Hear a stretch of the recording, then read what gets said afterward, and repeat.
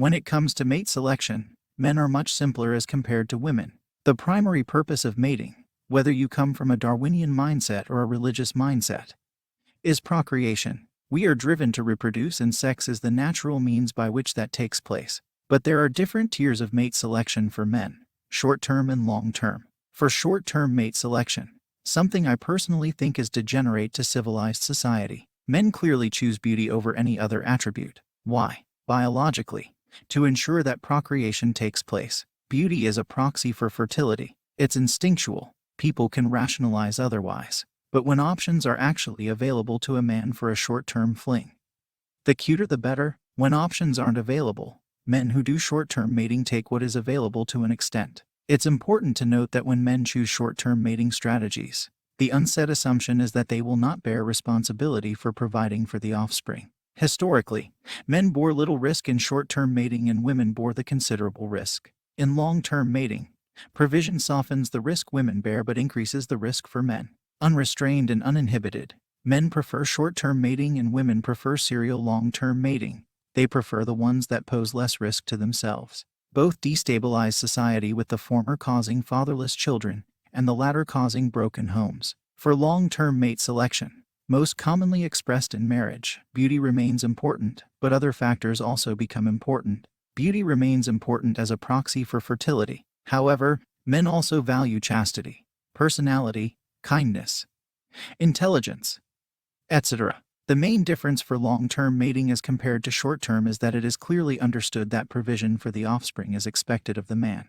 Therefore, intelligence is valued both directly and indirectly. Indirectly, chastity is usually important to men with multiple options because chastity is a proxy for faithfulness. That is important because men normally don't want to provide for children that are not their own. Statistically speaking, promiscuity and unwed motherhood and educational attainment are inversely related. Educational attainment is a proxy for intelligence. Women with fewer partners before marriage are less likely to divorce. And since men bear much more risk in long-term pairing, intelligence indirectly appeals to them to an extent. Directly, women historically had the responsibility of early child rearing and home management while men had the responsibility of provision. Intelligence increases a woman's value in this regard. They work smarter. They can teach. They can work more efficiently. However, men do not value intelligence the same way women do. Women typically value provision. Men typically don't. However, very high intelligence poses a risk to women in long-term mating.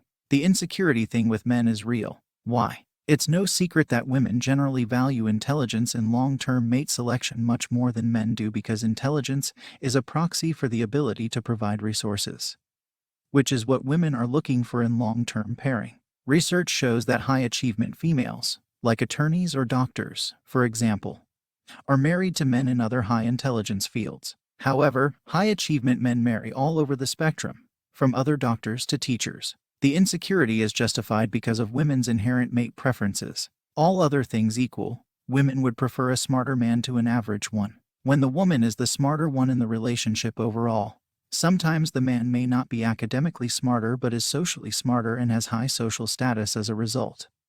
There is a strong potential for instability in the relationship.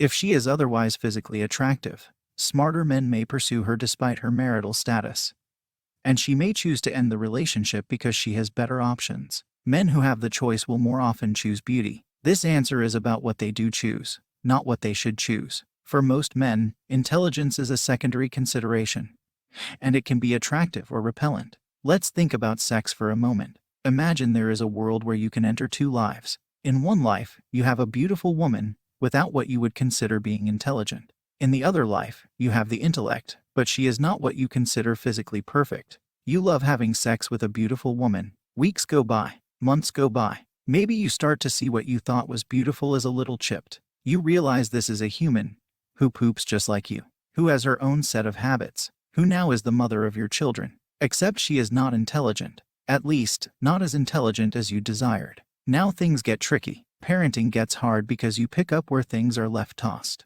Your beautiful wife has trouble parenting, keeping up with things, and managing daily stress. Sex life plummets because stuff around you is generally plummeting. Now let's check in on your intellectual wife. She is still cute. She is not everything you ever desired. You still have regular sex. She helps solve your problems because she is highly intelligent. Maybe she is smarter than you. She learns things to please you in bed. As an appreciative husband, I would hope you'd do the same. She understands the daily routine and maintenance of your life, of both of your lives. She becomes the mother of your children. She understands the burden of two people raising little animals. You and her manage the game of being parents. You appreciate the intellectual component in degrees way higher 10 years down the line now. That appreciation probably turns to a reason to keep having regular sex, which leads you to live a life of actual long-term happiness, which helps you understand why you truly love this person. Sometimes we really need to think ahead a bit to see where things could severely go wrong.